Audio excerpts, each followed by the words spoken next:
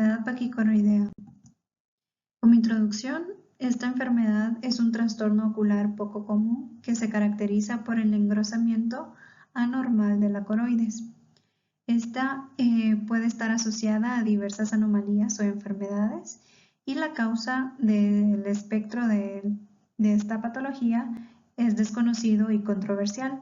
Se asume que puede haber un componente genético junto con factores endógenos y exógenos que serían los impulsadores del inicio de las manifestaciones clínicas. También se dice que las enfermedades autoinmunes están relacionadas a ella y que la enfermedad de Vogt-Koyanagi-Arada puede también estar asociada a ella. Dentro de las características que comparte la enfermedad, tenemos varias. La primera de ellas es la hipermeabilidad coroidea. Esta va a ocurrir por extravasación de fluidos y lipoproteínas en las fases intermedias. También otra característica es el grosor coroideo, que esta depende del lugar en donde se encuentre. El grosor coroideo subfoveal es de mayor a 300 micras y el valor extrafoveal es mayor a 50 micras del grosor coroideo subfoveal. Otras de las características de la enfermedad paquicoroidea es la disminución de la coroides y de la capa de Salter.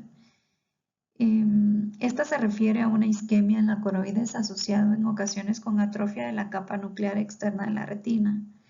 Y los paquivasos son vasos de la capa de Haller aumentados de tamaño, visibles mediante la tomografía de coherencia óptica de alta penetrancia en fase con la angio-OCT y la angiografía con verde de indocaína. Los factores de riesgo que influyen para que el grosor de la coroides se aumente es relacionado a la edad del paciente, el valor refractivo y el momento del día en que se hace la medición.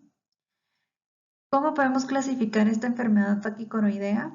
En formas exudativas, formas de neovasos o neovasculares y una forma atrófica. Las formas exudativas son las coroidopatía serosa central, la excavación focal coroidea, síndrome paquicoroideo peripapilar. Las de las formas neovasculares, estamos hablando de neovasculopatía paquicoroidea, neovascularización tipo 1 con diabetes aneurismáticas o vasculopatía coroidea polipoidea. La forma atrófica es el epitelio pigmentaria paquicoroidea.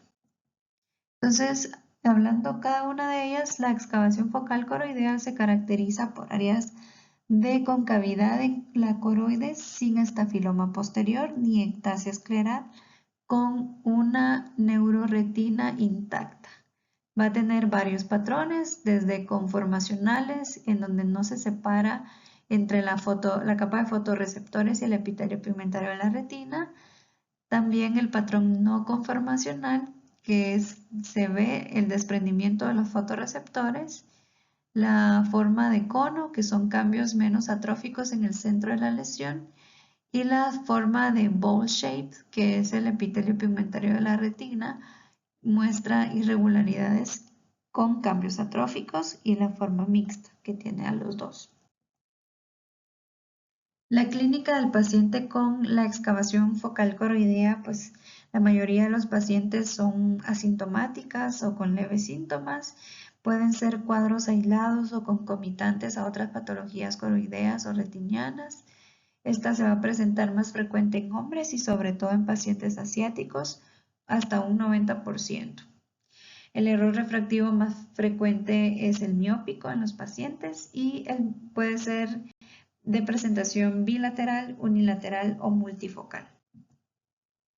La técnica para el diagnóstico de la excavación focal coroidea, pues podemos ver fondo de ojo, en donde podemos ver adonino, puntos amarillos o leve alteración del epitelio pigmentario retiniano, no específico en un área con tencelación disminuida.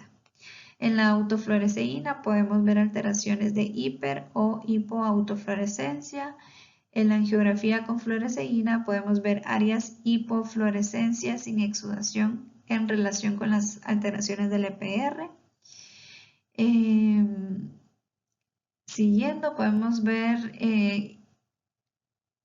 en la angiografía con verde de indocianina, podemos ver hipocianescencia en fases tempranas alrededor del área o fuera de esta con defectos de relleno. En fase inicial o media se observan vasos coroideos dilatados o en ocasiones otros puntos distantes. El patrón también lo podemos ver parchado o con hipercianescencia difusa en fase tardía que sugiere pérdida de la coriocapilar. Y en el OCT podemos ver una concavidad de la coroide sin afectar la retina interna. Podemos ver el aumento del grosor coroideo con dilatación de vasos coroideos en el área y descartar alteraciones de la esclera y podemos ver paquivasos. El síndrome paquicoroideo peripapilar, este fue descrito por primera vez en el 2018, comparte características del espectro paquicoroideo, pero localizadas de forma nasal a la mácula y en la región peripapilar. Se caracteriza por presentarse en personas de edad avanzada, por presentar pliegues coroideos a lo largo de las arcadas vasculares, en personas hipermétropes, puede afectar a los dos ojos y podemos encontrar en el fondo de ojo una papila pequeña y poco excavada. El diagnóstico, pues también fondo de ojo, autofluorescencia, angiofluorescencia y angiografía con verde de indocianina. En el fondo de ojo vamos a ver un nervio óptico congestivo con pequeña excavación. En la OCT podemos hacer uso también de este. Podemos ver paquivasos en la capa de Haller, en la zona nasal a la mácula, adelgazamiento de la coriocapilar y de la capa de Salter, quistes intrarretinianos y fluido en el margen temporal del nervio óptico, atrofia del EPR, membrana limitante externa y de la zona de los elipsoides en la zona temporal del nervio óptico, fluidos intrarretinianos nasales o nervio óptico, áreas de hipertransmisión coroidea temporal al nervio óptico. En la autofluorescencia podemos ver alteraciones del EPR peripapilares y un aspecto moteado y tractos gravitacionales. En la angiofluoresceína podemos ver angiografía con fluoresceína, podemos ver hiperfluorescencia de transmisión con un patrón granular sin áreas de fuga o exudados y una tinción anular alrededor del nervio óptico que en ocasiones se puede acompañar de fuga difusa. En la angiografía con verde de indocianina podemos ver vasos coroideos dilatados peripapilares, hiperpermeabilidad multifocal o focal en fase media. En la epiteliopatía pigmentaria paquicoroidea, que fue descrita por primera vez en el 2013, podemos ver cambios inespecíficos en el EPR que ocurren en el polo posterior sobre las áreas de grosor coroidea aumentado. Algunas formas incompletas, algunos autores la llaman como la forma incompleta de la coroidopatía central serosa.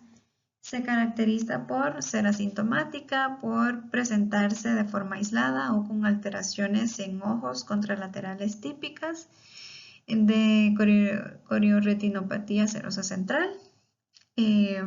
Puede ser unilateral o bilateral, se presenta en jóvenes, se da una ausencia de historia de fluido subretiniano y puede desarrollar neovascularización tipo 1 con o sin aneurismas. El diagnóstico en la clínica con el fondo de ojo, vamos a ver reducción de la tencelación, alteraciones inespecíficas del fondo de ojo. En la OCT podemos ver irregularidades del EPR en áreas con incremento del grosor coroideo, podemos ver ausencia de drusas blandas, capa nuclear externa más adelgazada y no podemos encontrar desprendimiento neurosensorial. En la autofluorescencia, pues vemos un patrón moteado de hipoautofluorescencia con focos de hiperautofluorescencia. La neovasculopatía paquicoroidea, pues esta puede considerarse como una complicación tardía de la epiteliopatía pigmentaria coroidea y de la corioidopatía serosa central. Se diagnostica en la quinta a sexta década de vida y se dice que 1 de cada 10 pacientes con degeneración macular asociada a la edad neovascular está mal diagnosticada y que en realidad se trataría de un paciente con una enfermedad paquicoroidea neovascular. El diagnóstico mediante estudios de imagen como la OCT, aquí vamos a encontrar un complejo vascular localizado debajo del epitelio pigmentario de la retina, un DR pigmentario plano e irregular. Vamos a ver una membrana de Bruch, signo de la doble línea, vasos dilatados debajo del complejo vascular y ausencia de drusas blandas. La angio-OCT es una técnica muy útil para visualización del complejo vascular en estos casos. La neovascularización tipo 1 con dilataciones aneurismáticas o vasculopatía coroidea polipoidea se diagnostica también en la quinta y sexta década de la vida, es más frecuente en niñas asiáticas y el área de proliferación de capilares debajo del epitelio pigmentario de la retina desarrolla aneurismas parecidas a los pólipos. Esta patología se va a caracterizar por cuadros de exudación y sangrado recidivante. La exudación es autolimitada debido a la trombosis de las aneurismas, aunque la red vascular continúa creciendo generando nuevas dilataciones. El diagnóstico, pues por estudios de imagen, nuevamente el OCT, vamos a ver complejo neovascular tipo 1 con aneurismas localizados entre el EPR y la membrana de Bruch. Vamos a ver el signo de la doble línea y vamos a ver un desprendimiento del EPR. En el angio-OCT vamos a ver una red vascular con aneurismas, señal de flujo variable por los aneurismas. Entonces los síntomas en generales pueden ser asintomáticas o el paciente puede presentar visión pobre, una visión distorsionada y escotomas. El fondo de ojo y la OCT y la angiografía, como mencionamos en cada una de estas variantes de la enfermedad paquicoroidea, son fundamentales. Y el tratamiento, pues no existe uno en específico para esta espectro de enfermedades paquicoroideas, pero el enfoque puede incluir la gestión de los síntomas y el tratamiento de cualquier enfermedad subyacente. En algunos casos puede ser necesario el tratamiento como corticosteroides o terapia antiangiogénica si hay complicaciones como la neovascularización. El pronóstico de estos pacientes pues varía dependiendo de la causa subyacente y de la respuesta al tratamiento.